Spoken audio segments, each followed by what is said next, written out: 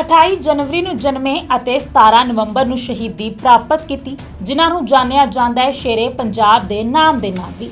जी हाँ, गलबात करन जा रहे हैं लाला लाजपत राय सिंह जी दी, जो कि एक स्वतंत्रता संग्रामी होने दे नाल एक उगे विद्वान भी सी। 28 जनवरी ਨੂੰ ਉਹਨਾਂ ਦਾ ਇੱਕ ਹਿੰਦੂ ਪੰਜਾਬੀ ਪਰਿਵਾਰ ਦੇ ਵਿੱਚ ਜਨਮ ਹੋਇਆ। ਪੰਜਾਬ ਦੇ ਵਿੱਚ ਉਹਨਾਂ ਦਾ ਜਨਮ ਹੋਇਆ। ਉਹਨਾਂ ਦਾ ਪਰਿਵਾਰ ਬੇहद ਖੁਸ਼ ਸੀ ਕਿ ਉਹਨਾਂ ਦੇ ਘਰ ਲਾਲਾ ਲਾਜਪਤ ਰਾਏ ਸਿੰਘ ਵਰਗੇ ਪੁੱਤਰ ਨੇ ਜਨਮ ਲਿਆ ਹੈ। ਬੱਚੇ ਦਾ ਜਦ ਜਨਮ ਹੋਇਆ ਉਦੋਂ ਤੋਂ ਹੀ ਉਹਨਾਂ ਦੇ ਪਰਿਵਾਰ ਦੇ ਵਿੱਚ ਖੁਸ਼ੀ ਦਾ ਮਾਹੌਲ ਵੇਖਣ ਨੂੰ ਮਿਲਿਆ। 28 ਜਨਵਰੀ ਨੂੰ ਉਹ ਜਨਮੇ। ਉਹਨਾਂ ਨੂੰ ਪੰਜਾਬ ਕੇਸਰੀ ਦੇ ਨਾਮ ਦੇ ਨਾਲ ਵੀ ਜਾਣਿਆ ਜਾਂਦਾ ਹੈ। ਜੀ ਹਾਂ, ਜੋ ਗਰਮ ਦਲ ਹੈ ਲਾਲ ਬਾਲ ਪਾਲ, ਉਹਨਾਂ ਦੇ ਵਿੱਚੋਂ ਇੱਕ ਉੱਘੇ ਨੇਤਾ ਸੀ।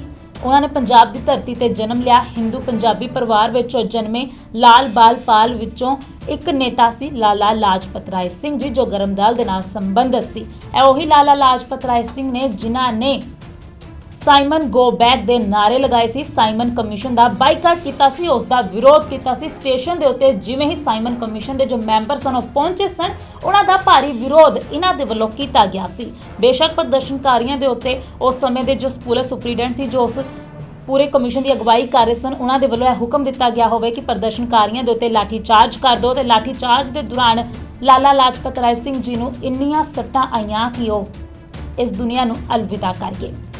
ਉਹਨਾਂ ਦੇ ਜੀਵਨ ਦੀ ਸ਼ੁਰੂਆਤ ਕਰਦੇ ਹਾਂ ਕਿ ਕਿਵੇਂ ਉਹਨਾਂ ਦੇ ਮਨ ਦੇ ਵਿੱਚ, ਉਹਨਾਂ ਦੇ ਦਿਲ ਦੇ ਵਿੱਚ ਦੇਸ਼ ਦੀ ਸੇਵਾ ਕਰਨ ਦੀ ਜੋ ਜੋਤ ਸੀ ਉਹ ਜਲੀ। ਜੀ ਹਾਂ, ਜਦ ਉਹਨਾਂ ਦਾ ਜਨਮ ਹੋਇਆ, ਬਚਪਨ ਤੋਂ ਹੀ ਉਹਨਾਂ ਨੂੰ ਇਹ ਸ਼ੌਂਕ ਸੀ ਕਿ ਉਹ ਆਪਣੇ ਦੇਸ਼ ਦੀ ਸੇਵਾ ਕਰਨ। ਇੱਕ ਜਜ਼ਬਾ ਸੀ, ਇੱਕ ਜਨੂਨ ਸੀ ਕਿ ਉਹ ਆਪਣੇ ਦੇਸ਼ ਦੀ ਸੇਵਾ ਕਰਨ। ਇਹੀ ਕਾਰਨ ਸੀ ਕਿ ਉਹਨਾਂ ਦਾ ਇਹੀ ਜਜ਼ਬਾ, ਉਹਨਾਂ ਦਾ ਇਹੀ ਜਨੂਨ ਵੇਖ ਕੇ ਸ਼ਹੀਦ ਭਗਤ ਸਿੰਘ ਵਰਗੇ ਉੱਘੇ ਜੋ ਸ਼ਹੀਦ ਸਨ ਉਹ ਵੀ ਉਹਨਾਂ ਤੋਂ ਇਨਸਪਾਇਰ ਹੋਏ। ਸ਼ਹੀਦ ਰਾਜਗੁਰੂ, ਸ਼ਹੀਦ ਸੁਖਦੇਵ ਥਾਪਰ, ਚੰਦਰ ਸ਼ੇਖਰ ਆਜ਼ਾਦ ਵੀ ਉਹਨਾਂ ਦੇ ਜੀਵਨ ਸ਼ੈਲੀ ਤੋਂ, ਉਹਨਾਂ ਦੇ ਜੀਵਨ ਤੋਂ ਬਹੁਤ ਪ੍ਰਭਾਵਿਤ ਹੋਏ। ਉਹਨਾਂ ਦਾ ਜੋ ਜਜ਼ਬਾ ਸੀ, ਉਹਨਾਂ ਦੇ ਵਿੱਚ ਜੋ ਜਨੂਨ ਸੀਗਾ ਦੇਸ਼ ਦੀ ਸੇਵਾ ਕਰਨ ਦਾ, ਇਹੀ ਕਾਰਨ ਸੀ ਕਿ ਸ਼ਹੀਦ ਭਗਤ ਸਿੰਘ ਜੀ ਵੀ ਉਹਨਾਂ ਦੇ ਜੀਵਨ ਤੋਂ ਕਾਫੀ ਪ੍ਰਭਾਵਿਤ ਸਨ।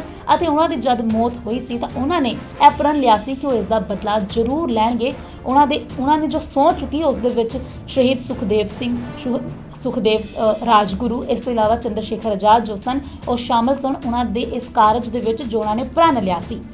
ਸ਼ੁਰੂਆਤ ਕਰਦੇ ਹਾਂ ਉਹਨਾਂ ਦੇ ਉਸ ਪਲਾਂ ਦੀ ਜਦ ਉਹਨਾਂ ਨੇ 1914 ਦੇ ਵਿੱਚ ਵਕਾਲਤ ਛੱਡੀ। ਜੀ ਹਾਂ, ਲਾਲਾ ਲਾਜਪਤ ਰਾਏ ਸਿੰਘ ਜੀ ਵਕਾਲਤ ਪੜ੍ਹਦੇ ਸਨ ਤੇ 1914 ਦੇ ਵਿੱਚ ਉਹਨਾਂ ਨੇ ਵਕਾਲਤ ਛੱਡ ਦਿੱਤੀ ਸੀ। ਉਸ ਤੋਂ ਬਾਅਦ ਉਹ ਬ੍ਰਿਟੇਨ ਚਲੇ ਗਏ ਤੇ ਉਸ ਤੋਂ ਬਾਅਦ ਉਹ ਯੂਨਾਈਟਿਡ ਸਟੇਟ ਚਲੇ ਗਏ। ਜਦ ਉਹ ਆਪਣੀ ਕਾਨੂੰਨ ਦੀ ਪੜ੍ਹਾਈ ਕਰ ਰਹੇ ਸਨ ਤਾਂ ਉਹ ਉਸ ਵੇਲੇ ਹਿੰਦੂ ਧਰਮ ਤੋਂ ਬਹੁਤ ਪ੍ਰਭਾਵਿਤ ਹੋਏ। ਉਹਨਾਂ ਨੂੰ ਇਹ ਸਮਝ ਆ ਗਿਆ ਸੀ ਕਿ ਹਿੰਦੂ ਧਰਮ ਇੱਕ ਮਨੁੱਖਤਾ ਦਾ ਬਿੰਦੂ ਹੈ, ਉਹ ਸਭ ਚੀਜ਼ਾਂ ਤੋਂ ਉੱਪਰ ਹੈ। ਉਹ ਇੱਕ ਅਜਿਹਾ ਬਿੰਦੂ ਹੈ ਜੋ ਕਿ ਮਨੁੱਖਤਾ ਨੂੰ, ਜੋ ਸੰਸਾਰ ਨੂੰ ਮਨੁੱਖਤਾ ਦੇ ਵੱਲ ਤੋਰਦਾ ਹੈ। ਜੀ ਹਾਂ, ਇਨਸਾਨੀਅਤ ਨੂੰ ਮਨੁੱਖਤਾ ਕੀ ਹੈ ਉਸ ਦੇ ਨਾਲ ਜੋੜਦਾ ਹੈ। ਉਹ ਇੱਕ ਅਜਿਹੇ, ਉਹਨਾਂ ਨੂੰ ਮਾਣ ਹੋ ਰਿਹਾ ਸੀ ਕਿ ਉਹ ਹਿੰਦੂ ਧਰਮ ਨੂੰ ਸਮਝ ਰਹੇ ਨੇ। ਉਹਨਾਂ ਨੂੰ ਅਹਿਸਾਸ ਹੋਇਆ ਕਿ ਜੋ ਹਿੰਦੂ ਧਰਮ ਹੈ ਉਹ ਇੱਕ ਜੀਵਨ ਸ਼ੈਲੀ ਹੈ, ਜੀਵਨ ਜਿਉਣ ਦਾ ਇੱਕ, ਜੋ ਆਪਾਂ ਕਹਿ ਸਕਦੇ ਹਾਂ, ਅਧਾਰਾ ਹੈ ਹਿੰਦੂ ਧਰਮ। ਤੇ ਉਹ ਇਸ ਹਿੰਦੂ ਧਰਮ ਤੋਂ ਕਾਫੀ ਪ੍ਰਭਾਵਿਤ ਹੋਏ ਸਨ ਤੇ ਇਹੀ ਕਾਰਨ ਸੀ ਕਿ ਉਹਨਾਂ ਨੂੰ ਇਹ ਸਮਝ ਆ ਗਿਆ ਸੀ ਕਿ ਜੋ ਹਿੰਦੂ ਧਰਮ ਹੈ ਉਹ ਸੰਸਾਰ ਨੂੰ ਮਨੁੱਖਤਾ ਦੇ ਨਾਲ ਜੋੜਦਾ ਹੈ, ਮਨੁੱਖਤਾ ਦੇ ਨਾਲ ਜੋੜਨ ਦੀ ਅਗਵਾਈ ਕਰਦਾ ਹੈ। 1914 ਦੇ ਵਿੱਚ ਉਹਨਾਂ ਨੇ ਵਕਾਲਤ ਛੱਡੀ ਤੇ ਕਾਨੂੰਨ ਪੜ੍ਹਦੇ ਹੋਏ ਉਹਨਾਂ ਨੂੰ ਹਿੰਦੂ ਧਰਮ ਦੇ ਬਾਰੇ ਕਾਫੀ ਗਿਆਨ ਹੋਇਆ ਤੇ ਉਹਨਾਂ ਨੂੰ ਹਿੰਦੂ ਧਰਮ ਦੇ ਨਾਲ ਪਿਆਰ ਸੀ। ਉਹਨਾਂ ਨੂੰ ਇਹ ਸਮਝ ਆ ਚੁੱਕੀ ਸੀ ਕਿ ਜੋ ਹਿੰਦੂ ਧਰਮ ਹੈ ਉਹ ਇੱਕ ਜੀਵਨ ਜਿਉਣ ਦਾ ਇੱਕ ਤਰੀਕਾ ਹੈ। ਹੁਣ ਗੱਲ ਕਰਦੇ ਹਾਂ ਕਿ ਦੇਸ਼ ਦੀ ਸੇਵਾ ਕਰਨ ਦੀ ਇੱਛਾ ਉਹਨਾਂ ਦੇ ਮਨ ਦੇ ਵਿੱਚ ਕਿਵੇਂ ਜਲੀ, ਉਹਨਾਂ ਦੇ ਮਨ ਦੇ ਵਿੱਚ ਜੋਤ ਕਿਵੇਂ ਉਜਵਲ ਹੋਈ। ਤੇ ਜੀ ਬਚਪਨ ਤੋਂ ਹੀ ਉਹਨਾਂ ਨੂੰ ਇਹ ਸ਼ੌਂਕ ਸੀ ਕਿ ਉਹ ਦੇਸ਼ ਦੀ ਸੇਵਾ ਕਰਨ। ਇਹ ਜਨੂਨ ਸੀ, ਇਹ ਜਜ਼ਬਾ ਸੀ। ਉਹ ਚਾਹੁੰਦੇ ਸਨ ਕਿ ਉਹਨਾਂ ਦਾ ਦੇਸ਼ ਜੋ ਬ੍ਰਿਟਿਸ਼ ਰਾਜ ਹੈ ਉਸ ਤੋਂ ਆਜ਼ਾਦ ਹੋਵੇ। ਉਹਨਾਂ ਦੇ ਦੇਸ਼ ਦੇ ਉੱਤੇ ਉਹਨਾਂ ਦੇ ਦੇਸ਼ ਵਾਸੀਆਂ ਦੀ ਹੀ ਹਕੂਮਤ ਹੋਵੇ। ਉਹਨਾਂ ਦੇ ਦੇਸ਼ ਵਾਸੀ ਸੁਤੰਤਰਤਾ ਦਾ ਜੋ ਮਾਣ ਹੈ ਉਹ, ਉਸ ਸੁਤੰਤਰਤਾ ਦੇ ਉਸ ਜੋ ਉਹ ਫੀਲਿੰਗ ਹੈ ਉਸ ਦਾ ਆਨੰਦ ਮਾਣ ਸਕਣ। ਤੇ ਉਹ ਚਾਹੁੰਦੇ ਸਨ ਕਿ ਜੋ ਬ੍ਰਿਟਿਸ਼ ਰਾਜ ਹੈ ਉਸ ਤੋਂ ਉਹਨਾਂ ਦੇ ਦੇਸ਼ ਨੂੰ ਛੁਟਕਾਰਾ ਮਿਲੇ।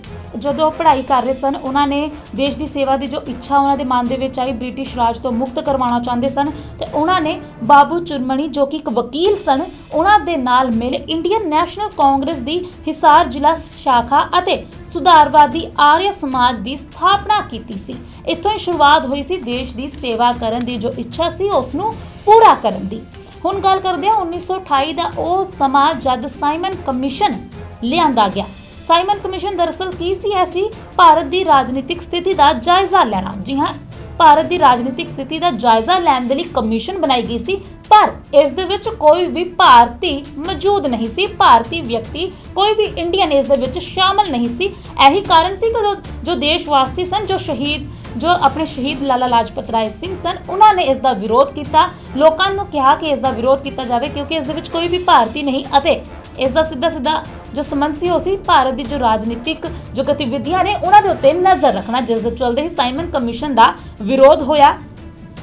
30 ਅਕਤੂਬਰ 1928 ਨੂੰ ਲਾਹੌਰ ਦੇ ਵਿੱਚ ਇਸ ਦਾ ਵਿਰੋਧ ਹੋਇਆ ਜਦ ਸਾਈਮਨ ਕਮਿਸ਼ਨ ਦੇ ਜੋ ਮੈਂਬਰ ਸਨ ਉਹਨਾਂ ਨੇ ਲਾਹੌਰ ਦੀ ਧਰਤੀ ਤੇ ਪੈਰ ਰੱਖਿਆ। 30 ਅਕਤੂਬਰ 1928 ਨੂੰ ਜੋ ਹੈ ਭਾਰੀ ਵਿਰੋਧ ਕੀਤਾ ਗਿਆ ਪ੍ਰਦਰਸ਼ਨਕਾਰੀਆਂ ਦੇ ਵੱਲੋਂ, ਜਿਨ੍ਹਾਂ ਦੀ ਅਗਵਾਈ ਲਾਲਾ ਲਾਜਪਤ ਰਾਏ ਸਿੰਘ ਜੀ ਕਰ ਰਹੇ ਸਨ।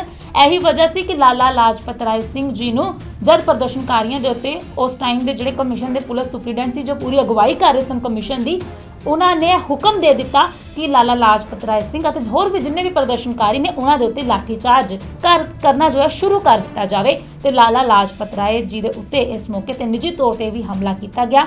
ਉਹਨਾਂ ਨੂੰ ਇੰਨੀਆਂ ਸੱਟਾਂ ਆਈਆਂ ਕਿ ਉਹਨਾਂ ਨੂੰ ਇਸ ਦੁਨੀਆ ਤੋਂ ਅਲਵਿਦਾ ਹੋਣਾ ਪਿਆ।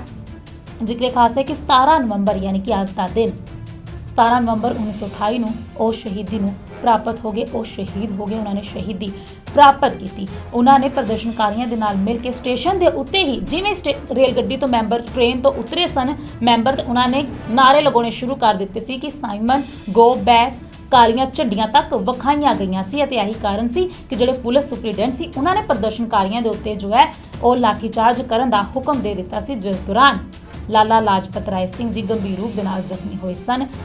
ਉਹਨਾਂ ਦਾ ਜੋ ਡਾਕਟਰ ਇਲਾਜ ਕਰ ਰਹੇ ਸਨ ਉਹਨਾਂ ਨੇ ਉਹਨਾਂ ਨੂੰ ਮ੍ਰਿਤ ਐਲਾਨ ਕਰ ਦਿੱਤਾ ਕਿਉਂਕਿ ਜੋ ਜ਼ਖਮਾਂ ਦੀ ਤਾਪ ਸੀ ਉਹ ਨਹੀਂ ਸਹਿਨ ਕਰ ਸਕੇ।